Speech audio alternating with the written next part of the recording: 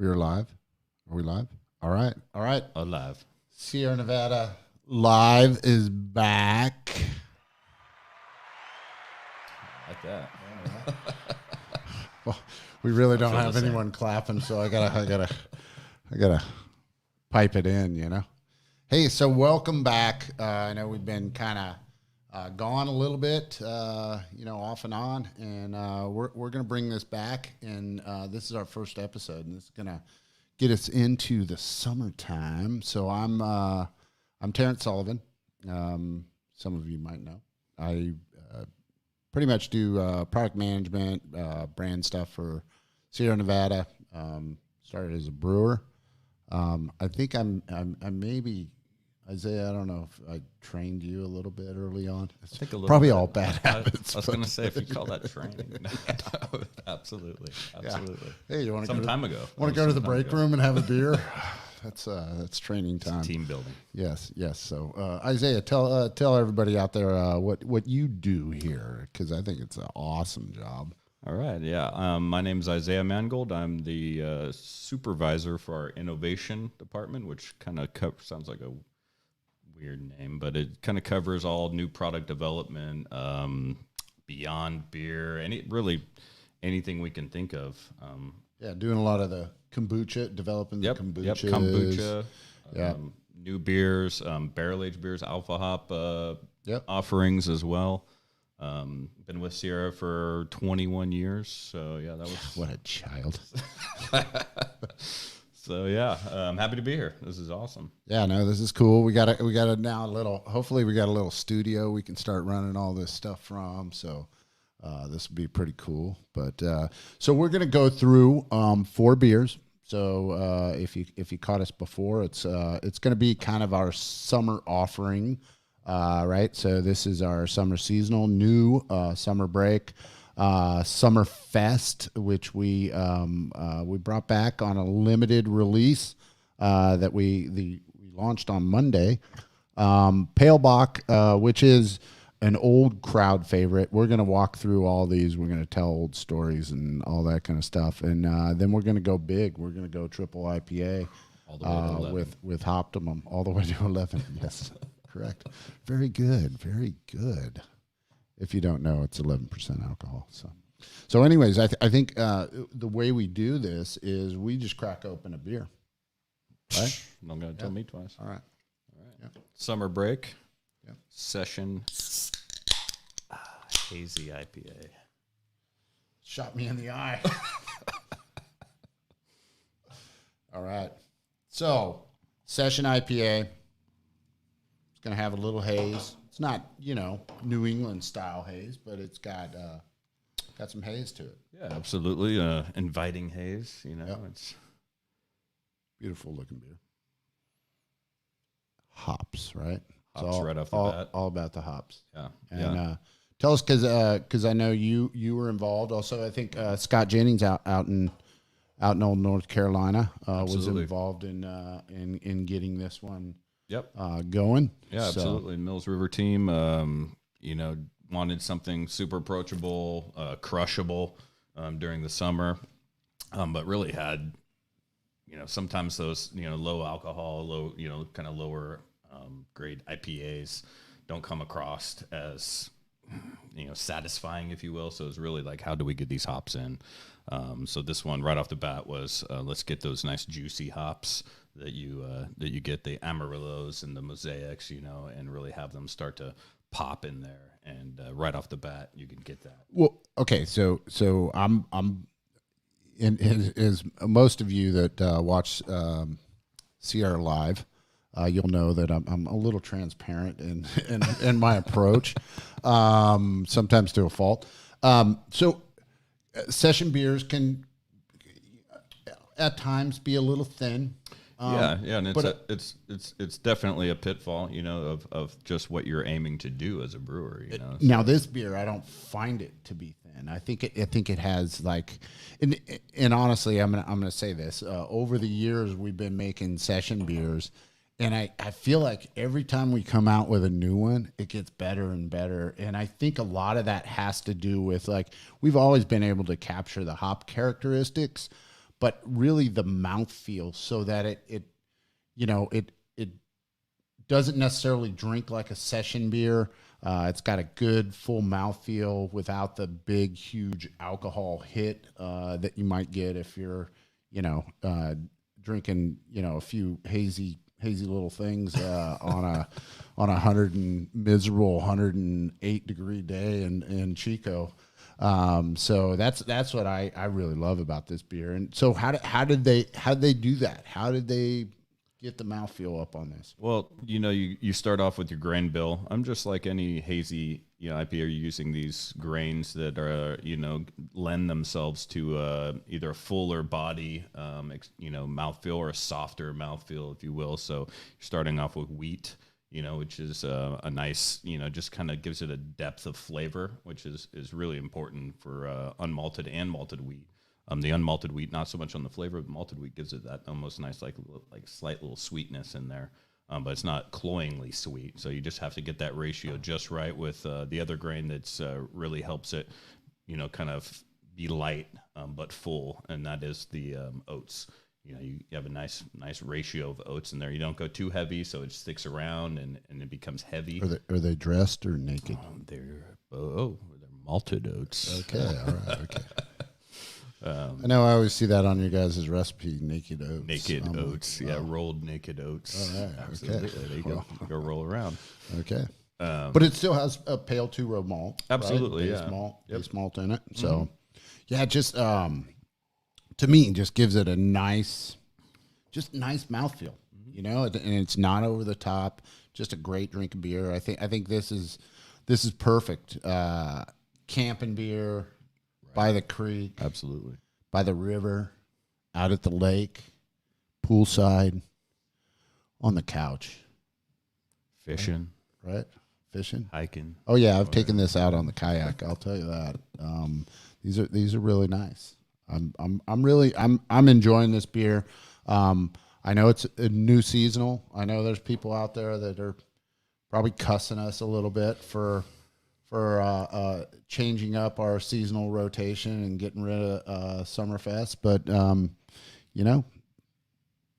we've got a little bit of a change going. Absolutely, change is good. Embrace it, and I think especially with this beer, replacing or having that summer offering, a lighter beer, full flavored, just it scratches the itch. So I saw I don't know who it was, but it was someone local on the Chico Beer Enthusiasts, and they actually did a blend of Summerfest and Summer Break, and he called it Summer Breakfast or Breakfast.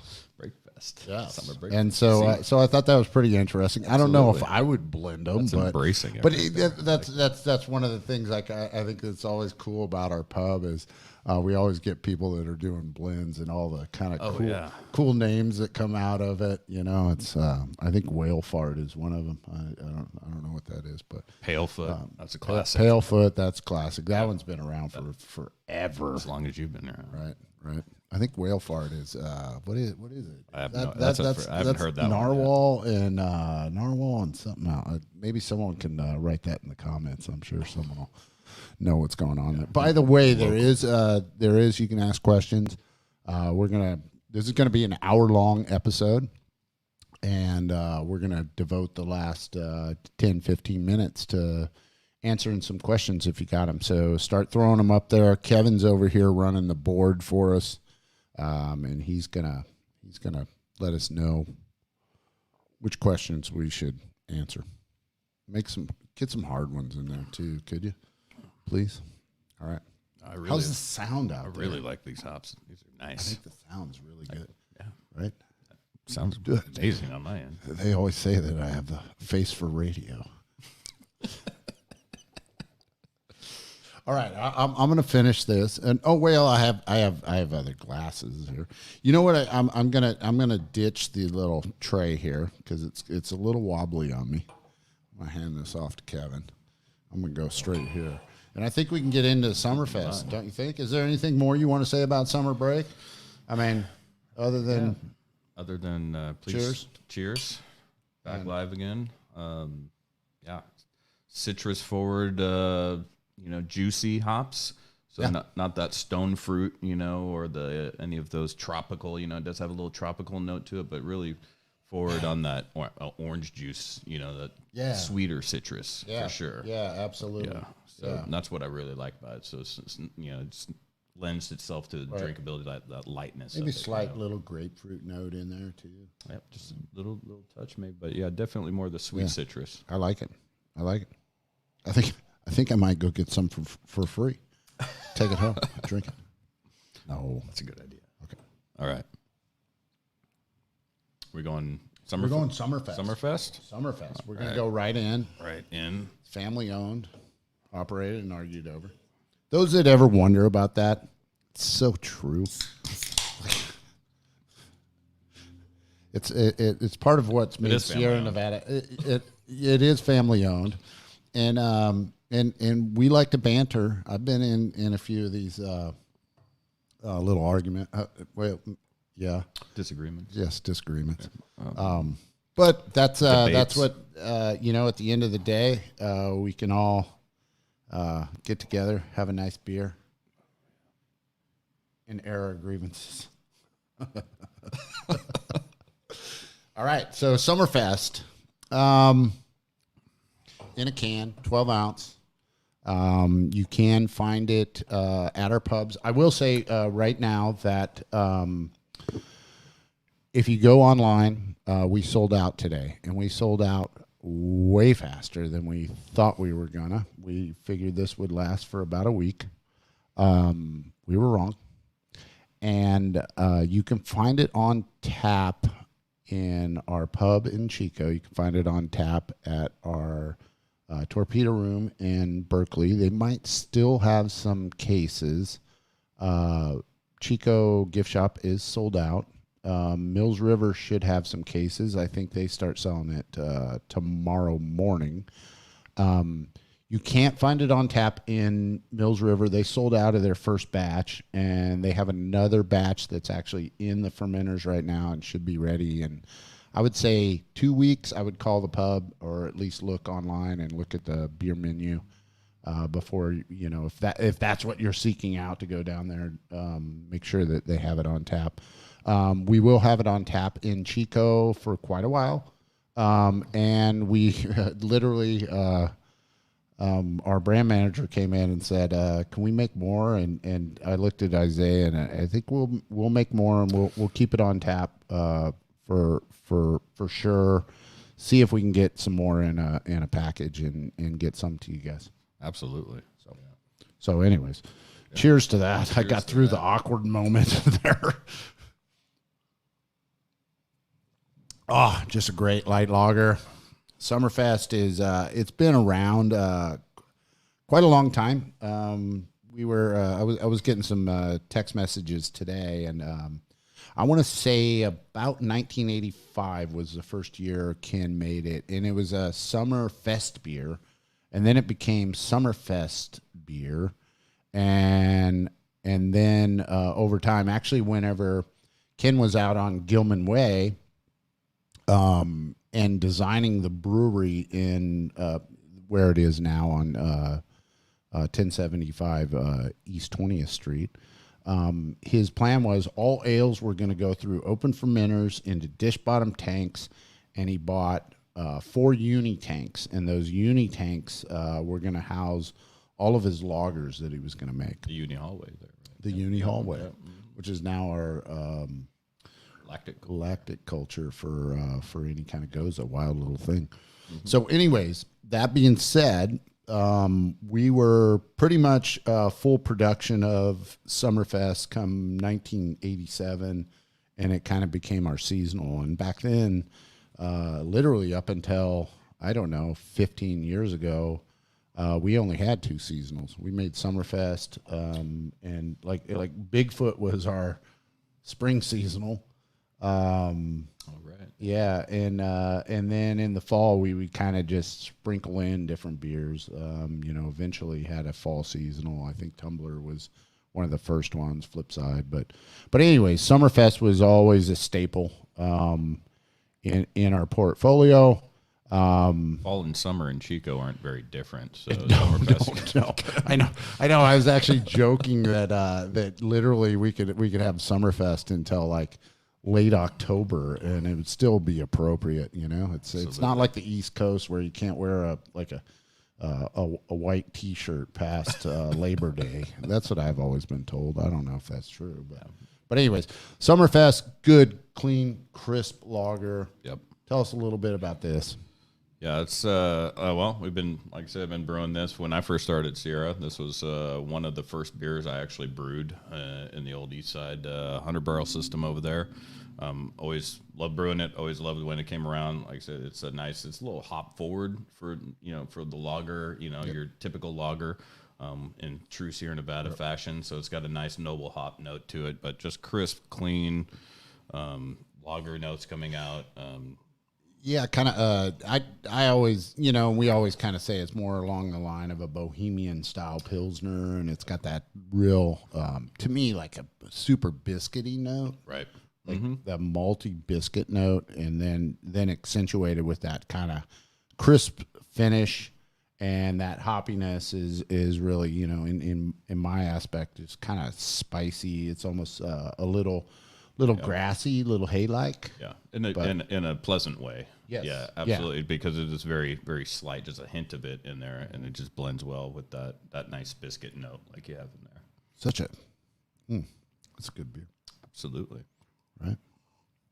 That's one thing I always loved about Summerfest too is this yeast strain that we use actually accentuates that biscuit note like a little bit in there. I've always felt like that makes it a little more 3470 depth. The Weinsteffen. Weinsteffana. It's fun to say too. Right. I wonder if Abe's listening in. I hope so. Oh, I know, right? Hi, Abe. Abe was a former brewer that moved to Germany. Yep. Is now making beer in Germany. Absolutely. He was the one we leaned on if we had anyone that was coming on a tour that spoke German. Right? Our interpreter too. Oh yes, yeah. That's right. All right. So, anyways, excellent beer.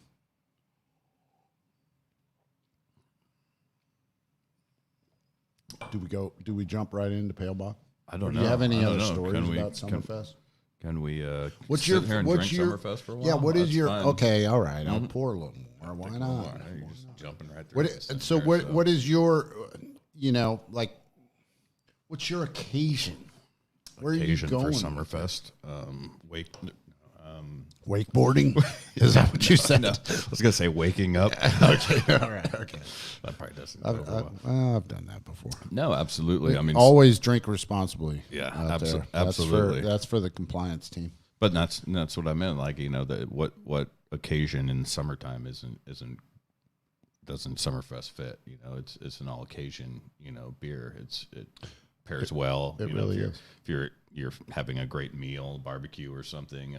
I mean, who doesn't want to have a nice light lager, to wash that down with, and if you're having a pool party and or you're out hiking or fishing or doing any of those things. Absolutely. Are you cooking barbecue tonight? Yeah, I'm definitely cooking. I'm maybe cooking a little bit of barbecue, maybe a little bit. I think we're doing pizza. I could have this with pizza. Absolutely. Why not? No, absolutely. That's this style of beer is good with any type of food. I mean, there's ice cream. I gotta have it with ice cream too. Speaking of that, right? I do like barrel aged beers with ice cream. No, that's true. They're pretty good. Yeah. But I will, people ask me that. What pair? Well, I will say this: like, if you're having Thai food, always get a pale ale. Like, just do that. They just go hand in hand. Absolutely. But I don't think I found any occasion of eating and drinking that I didn't enjoy. You know what I mean? Cheers to that. Yeah. Maybe the next morning, but other than that.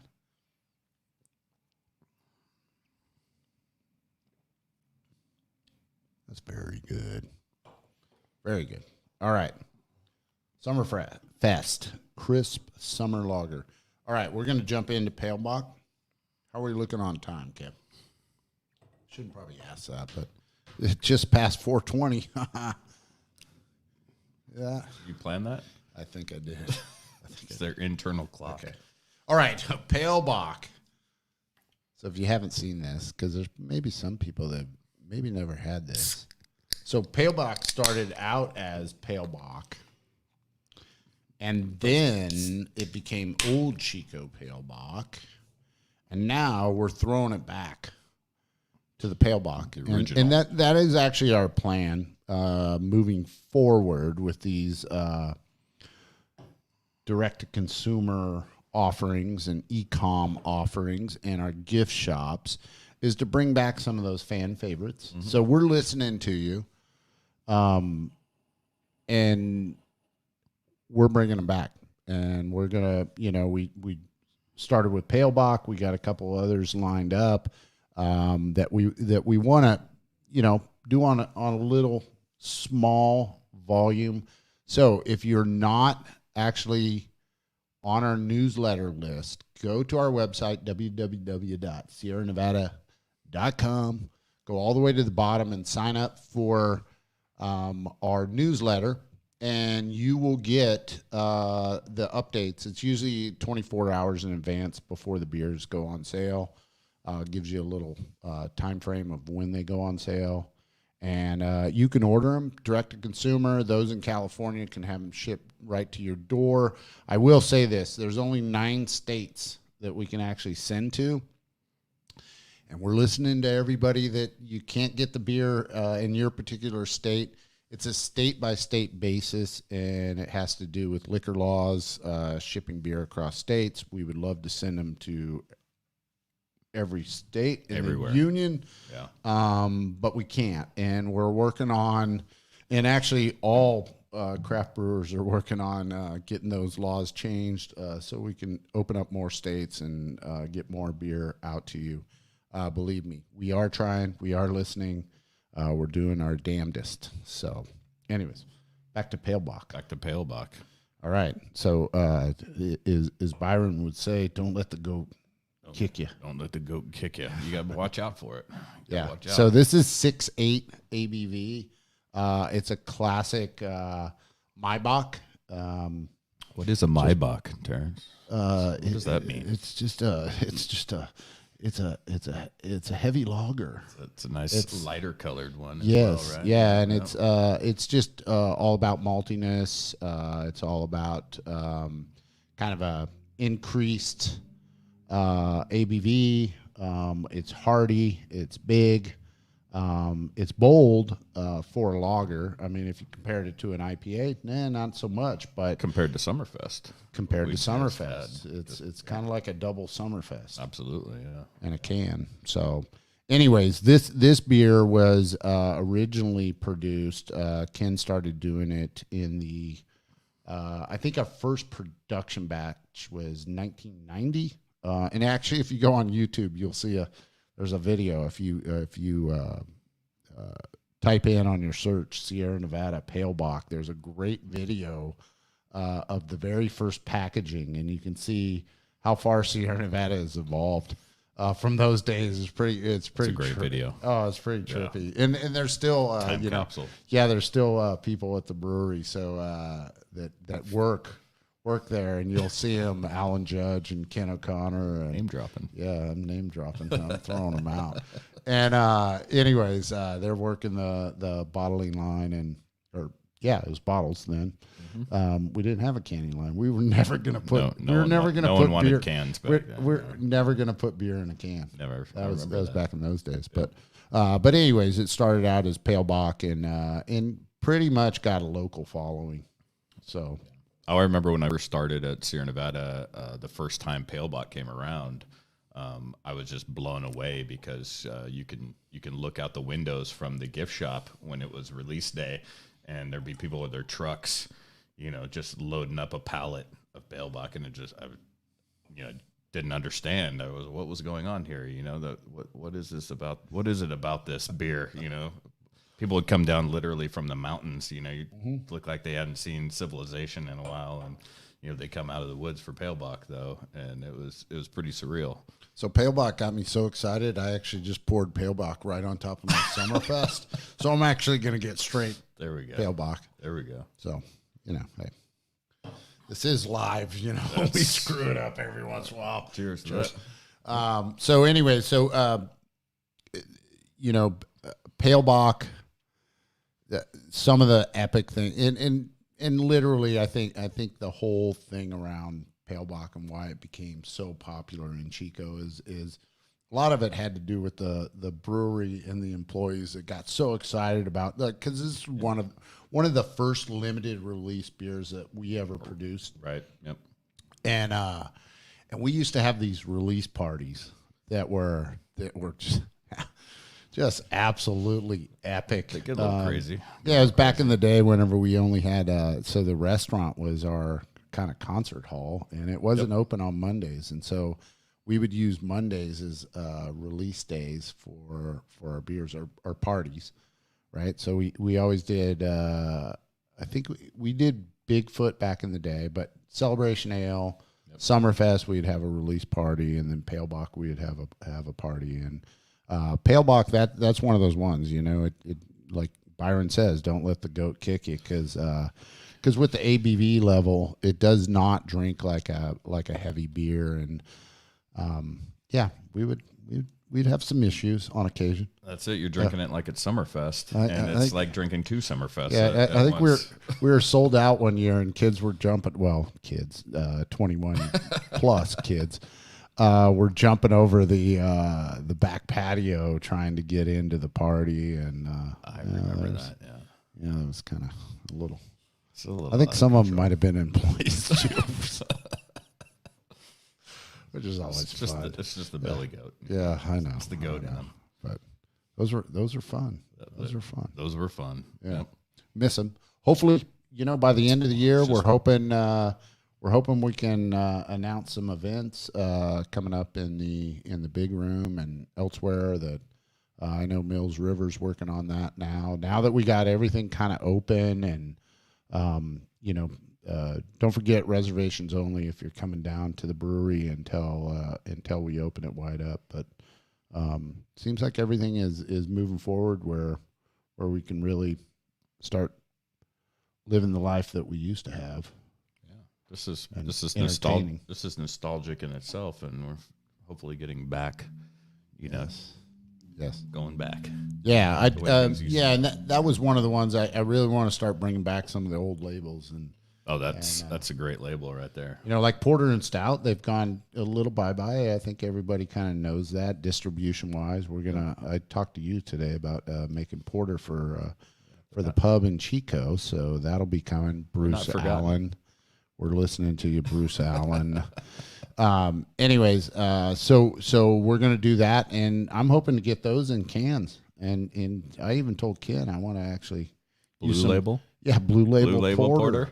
Blue Label Porter. Good story around Classic. Blue Label Porter. The reason we changed the color of that label is because we got quite a few consumer complaints because they didn't know what a porter was, but they saw the blue label. How far we've come. Yeah, they saw the blue label and they figured blue, it's got to be light and easy drinking. And they opened it up and poured it in the glass, and here comes this porter. Like, wait a minute, what are you trying to do? They just thought porter was a name for the beer, not a style of beer. So, anyways, it's a wonderful style of beer. Yeah, we've always tried to educate, and we obviously failed on that occasion. So it became a brown label. Yes. So as not to confuse. Yeah, I love that blue label though. Absolutely. That's classic. Just like this kind of tie-dyed goat label. Yeah. The old Pale Bock. Yeah, the old iconic too. Yeah, and the T-shirts had the glitter on them and stuff. Yep. And we brought those back. So if you actually go to our shop, you can buy a throwback Pale Bock T-shirt. Yeah, they look sweet. Yeah, Very nice. Almost that classic concert style with the black collar, white shirt. Just I like it. I saw some of our crew tie-dyed them to go way back. Mm-hmm. You know, the original. Yeah, absolutely. I still have a pink, like a hot pink Pale Bock shirt. I don't know if you remember that one. I still got that. I remember that. I should break it out sometime. I got all my old concert shirts. I don't know if you had, like, all my old Grateful Dead concert shirts. And Still got them? Yeah, they're all, and most of them have holes in them. They're like armpit holes and all. Just all that kind of stuff. But they're fun every once in a while. I break them out and walk into the living room with a shirt that's like 3 sizes too small for me. Yep. And we still have a few of those employees walk around those original Pale Bock shirts every now and then. I'll see them. Yeah. Mark, classic. talking to you. Yeah. Okay, are we going to get into Hoptimum? That's going all in. If we're going to get into Optimum, so. It's going to get deep. Yeah, I think we're Kevin. I think we're getting close to question time, right?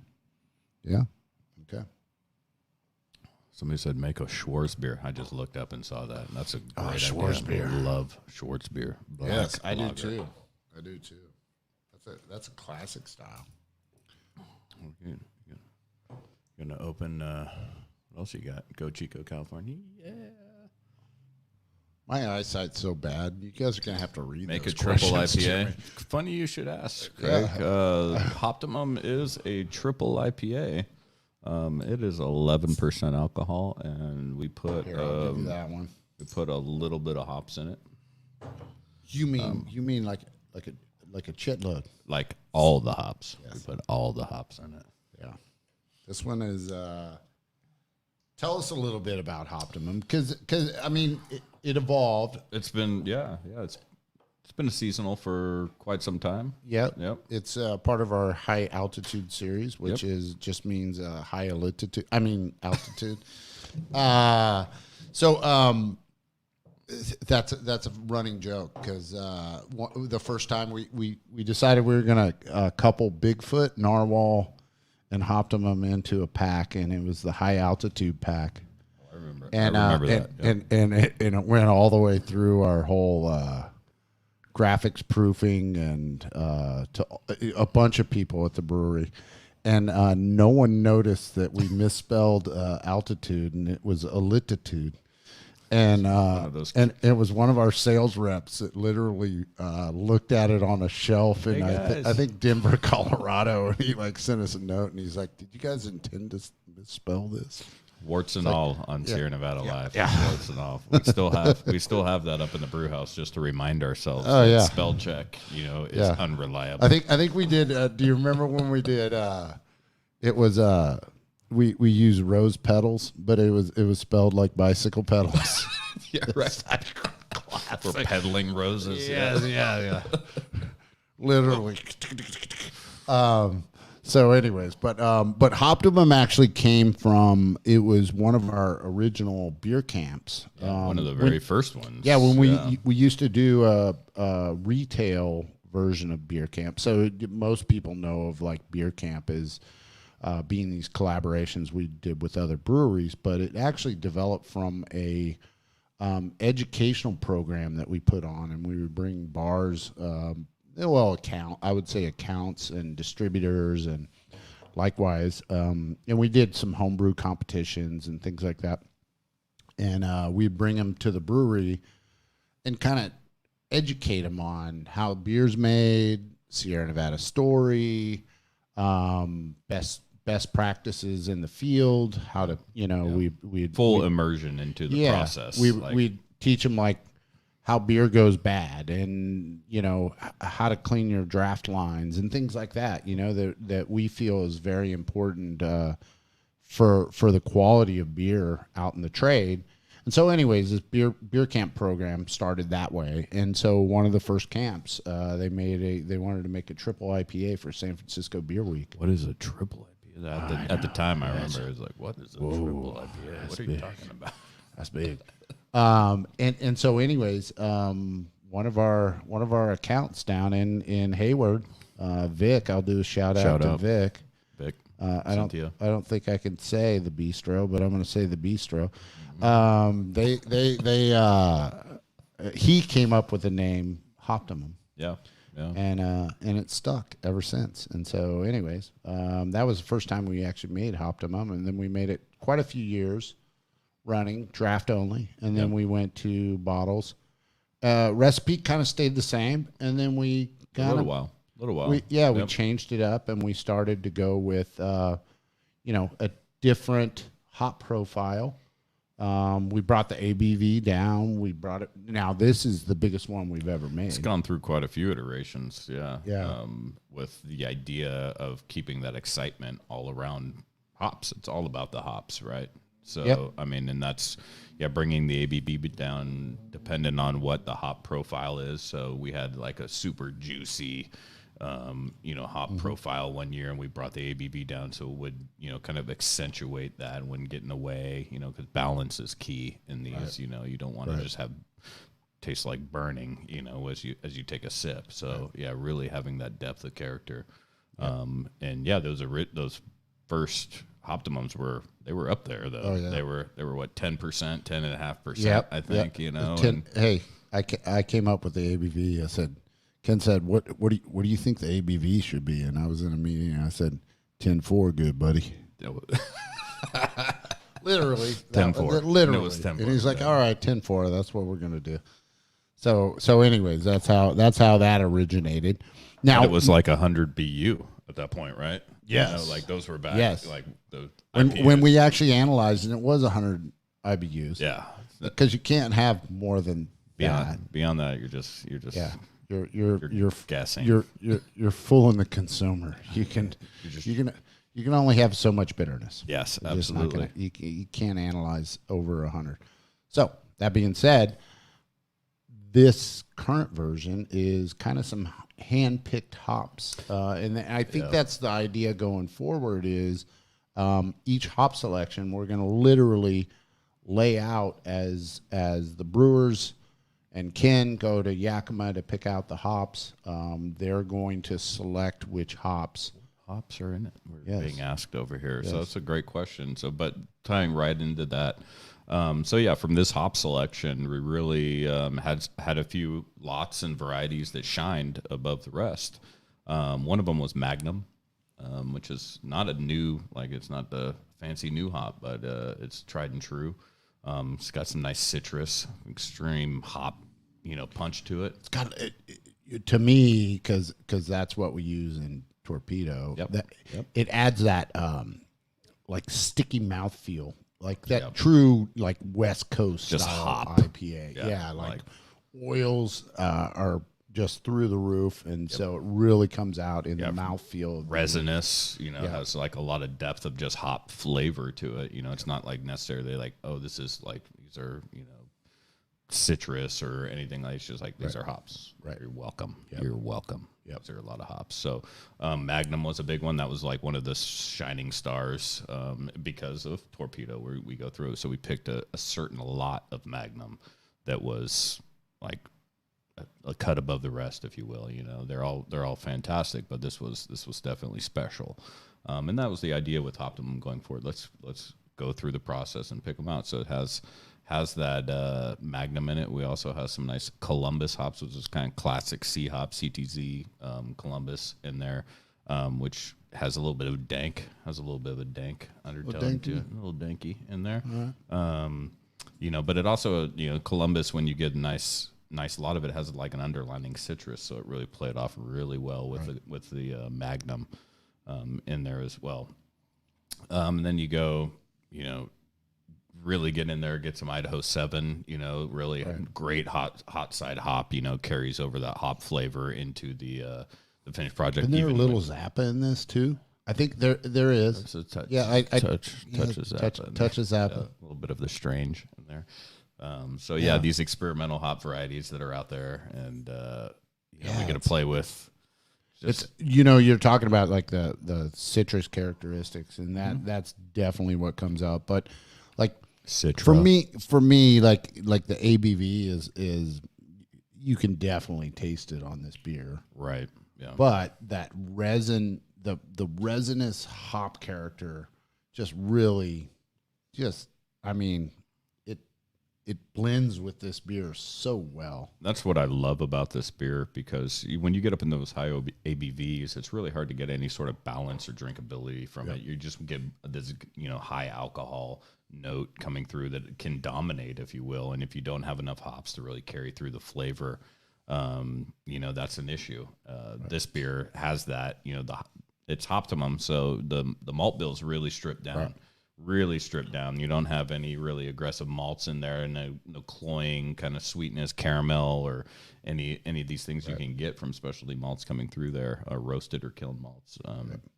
So it's all about the hops, and that's where that Magnum really comes through with a nice resinous bite. Yeah, if you like hops, you'll love Hoptimum. I give it one of these. Right after you pour it. That's pretty good. All right. Are we ready for questions? I think we're there. Oh yeah. There's people watching this. Wait, there is. You and I. Yeah. All right. So Isaiah, I'm going to lean on you. What is that? Chad McRae? What's Chad McRae asking? Oh, what are your thoughts on cold IPAs? It's crazy that you should ask that. Cold IPA. So you don't know Chad? Chad used to work for us. Oh, did? Yeah, he works out there at oh shoot, Chad, don't get mad at me. He works at not Admiral Malting. He works at Riverbend. Riverbend Malting in Asheville. It took me a second. I'm halfway through a Hoptimum after all. Chad's a great dude. Absolutely, Chad and I went to a lot of shows in Asheville. Yeah, he was one of the. He was great music out of it. No, he was an events person, and then now he sells Riverbend malt, and Chad used to hook me up with all the great Asheville Christmas jam shows and all that kind of stuff. He would actually take care of me. There's some interesting stories I'll have to share offline. So Chad wants to know all about cold IPAs, or our thoughts on them in general, which are, it says IPA in it, so I instantly love it. It's a great idea. Yeah, and so I will say, you produced a cold IPA just recently, that was phenomenal. So cold IPA. Yeah, but in a lot of ways, aren't they just like an IPL? I think that's an old way of thinking. I think some of the newer conversations around cold IPAs are more around, what is the difference, between just like an old IPL, like a dry hop lager. If you just take, say, Summerfest and dry hopped it like an IPA, it would kind of fall flat, and that's always been the conversation. Okay. So taking into consideration that you're not making a lager beer. You're making an IPA, you may be using some different yeast, so you take some different methodology behind that, maybe a little warmer temperature, kind of get some of those esters, built up a little bit more. Or one of the other ones would be, okay, well, if you're just taking an IPA or, IPA and adding lager yeast, you're also maybe not going to achieve it. Flatness is what you're trying to get away from, or muddled flavors. You want something crisp, clean, refreshing, like a lager beer would be, and then with those nice hop notes into it, they're popping. That the IPA drinker gets. Yeah, I just like the one you made. So hop selection, I think, is key. Yeah, and that's what I remember about it. It's like this. It had this, like, not so much of an estery note that you get from ale yeast and, that you normally would have, in an IPA, but it had this like hop profile to it that was just really, in a lot of ways, refreshing. Yeah, and I think that really nice. That's absolutely key, and that's one of the conversations around it in the industry. Excuse me. Is that if you're just to use, like, say, just blast it with Mosaic, or these like American hops that are very aggressive, there's just a ton of flavor there. You can punch you in the face. Yeah, and they can overdo it, and they don't punch you in a good way. Right. It's just muddled flavor. Right. They're not necessarily bad, so to speak, but you're trying to make the best one possible. You're trying to make this nice crisp, clean drinking IPA. You're making the hop notes really shine. So when you put it up to, put the glass up to your nose, and you're like, wow, that's an IPA. You don't think, oh, this is, what is this that I'm going into right here? So, funny little story. One of our brewers, when I had that on our board in the cellar, IPLs have been a thing. We've done them before. We've done plenty of what used to be called IPLs or India Pale lager beers. Right. And he's never been a big fan. And I just put cold IPA on there. He'd never heard the term before. He's like, it's killer. He's like, this is amazing. So little trick of the mind there. So well, I think that could play into it too. I think we're because we were making that just to kind of test internally, and I think I told you today that I want you to make that again. Yeah, we're definitely going to make it again. We can get it on tap in the tap room. Yeah, so, absolutely. Yep, yeah. It was phenomenal. So cold. Cold IPA. Yep. So what do we got? What does that say? Whatever happened to Glissade, Terrence? It slid down the mountain. It was a fun ride. Yeah, it was a fun ride. Glissade right down the mountain. So Glissade was actually literally a take on Pale Bock, and kind of maybe a little lighter version. I think it was 6.2 alcohol. Oh. And so it was a spring seasonal, and that was one of those ones that this is a good one. We've always struggled with names. Can I be transparent here, Kevin? Anyways, can you not be transparent? I know. But we always struggle with names, and here we are in this room, and like Ken's like, Glissade. We should call the beer Glissade. And okay, whatever Ken says, let's do it. So we called it Glissade, and then we come to find out that Glissade has two meanings. One of them is descending off a snowy mountain with a shovel and riding the snow on your ass, right? And so you're glissading down the mountain. Sounds like fun. It's also a ballet move. So, anyways, you take it whichever way. Things I didn't know yesterday. But Glissade could be one of those throwback beers eventually. So keep them coming. Keep the requests coming. What is that? Camp 45. Terrence, Camp 45. Let's brew that gout stout again. Gout stout. Okay, I can't remember what 45 was, but those that know me, I've battled with gout before. And that was probably the early days of beer camp is whenever I battled with gout. That was mainly because I was more overweight than I am now, and I didn't eat as healthy. You're looking good, right? Hey, thank you. The camera, wait, does the camera slim me or put pounds on? I can't remember. Anyways. Either way, you're looking good. Yeah, all right, thank you. I always want to, actually, I did want to make a special gout neutral beer because supposedly cherries or cherry juice or so I always thought that Big Chico Creek that you could make a stout with cherries and just call it gout neutral.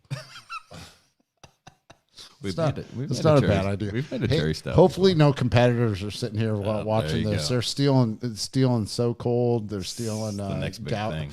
Gout stout. They're stealing gout neutral. All these things. I overshare, by the way. Okay, share. What else we got? What do we got up there? See, I can't even read. Who wins in a fight between the Pale Bock Goat and the Hoptimum Hophead? Oh, well, Optimum goes to 11, so. Yeah, I'm gonna go with Hophead, but I don't know. I think they ride off into sunset together. I think Hophead. Hophead riding the hop goat. Yeah, off into I was about to say mounts the goat and rides off into the sunset, but I'm not going to say that. He's just riding it off. Okay. There we go. All right. Which of those beers goes best with the new deviled eggs in the pub? Oh, whoa! Are those the miso? That's miso deviled eggs. Yeah, that's a pretty heavy. If I had to pick any, I would go Pale Bock. That's a great.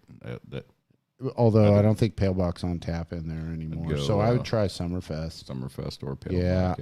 I think something. You need something to cut through that umami kind of the sweetness Yeah, that's there a little yeah, bit. Yeah, honestly, like you want something kind of crisp, and because you don't want to.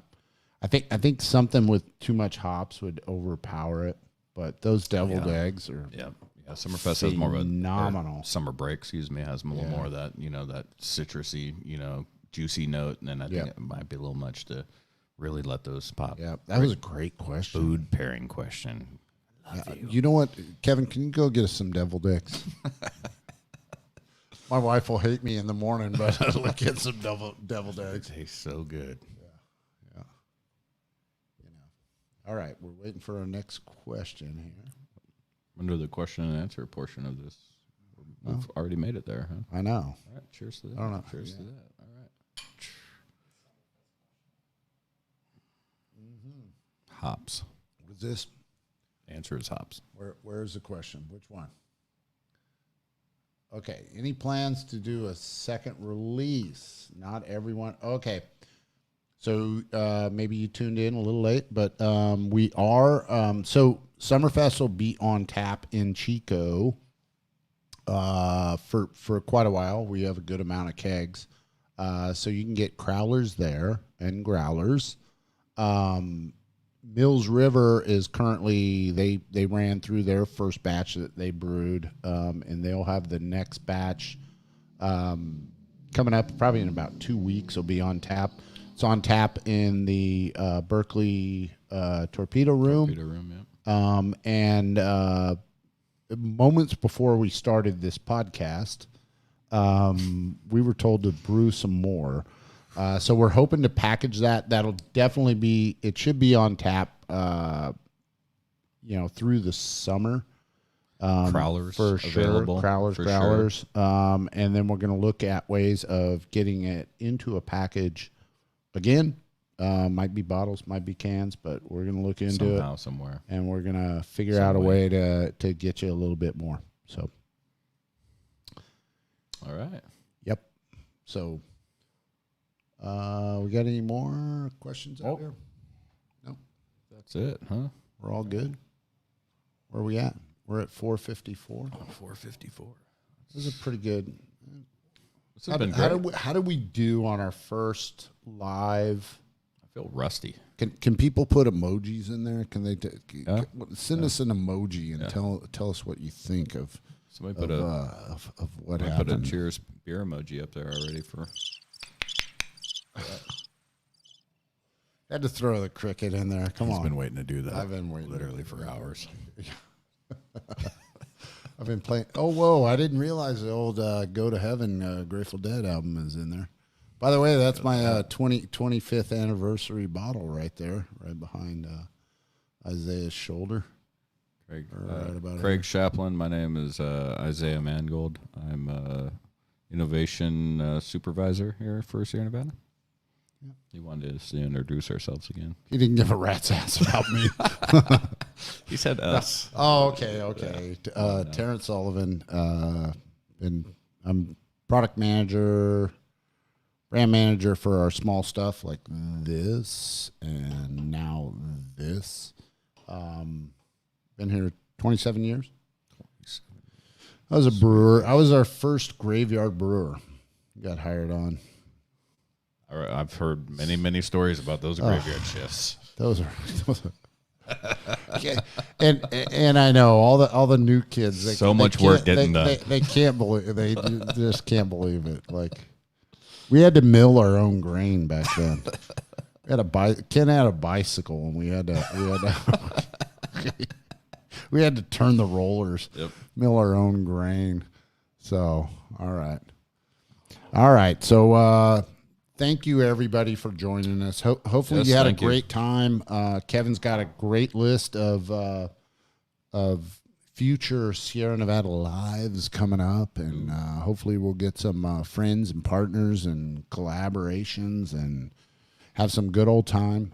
So join us because all these are gonna really start involving you, the viewer and the listener. And please go to our website, sign up for the newsletter, let us know what you think.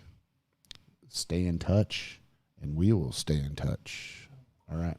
One more question. You were wrapping what it is up, that? but any plans for collaborations with other breweries? Ooh, I think we actually have one coming up on the dockets. It's actually in the cellar, and It's amazing. Yeah, and we did a collaboration with Moxa, and they've actually already released it. They're out of Rockland, California. Or wait, is it Rockland? Yep, you're right. It's Rockland, California. You're right. Yep. And they did a West Coast whole leaf IPA, and then Tastes fantastic. they're really known for their dessert stouts. At least that's what I think.